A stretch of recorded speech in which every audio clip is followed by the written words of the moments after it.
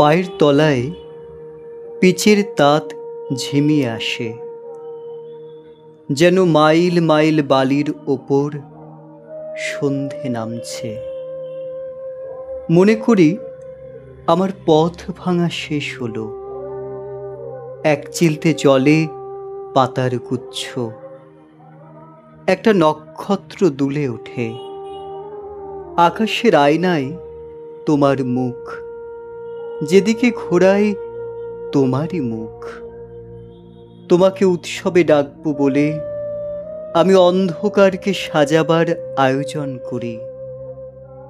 আয়োজন আর কি, আমার সম্বলের মধ্যে তো এই একটা হৃৎপিণ্ড, তাকে জল নক্ষত্র পাতার সঙ্গী করে রাখি।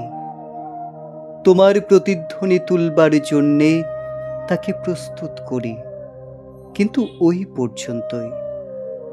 আমি যে সময়টার দিকে ঘুরি সেটাকে হাতড়ে হাতড়ে আর ছুঁতে পারি না, যেন কানামাছি খেলা।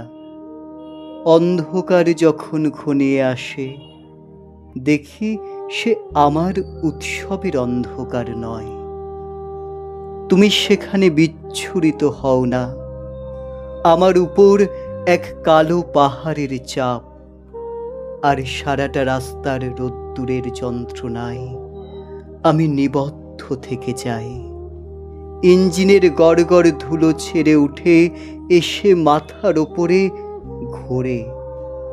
রোগা রোগা হাতে যে শানকিগুলো ধরা ছিল তারা আমার চারিদিকে বাতাস জ্বালিয়ে ছোটে।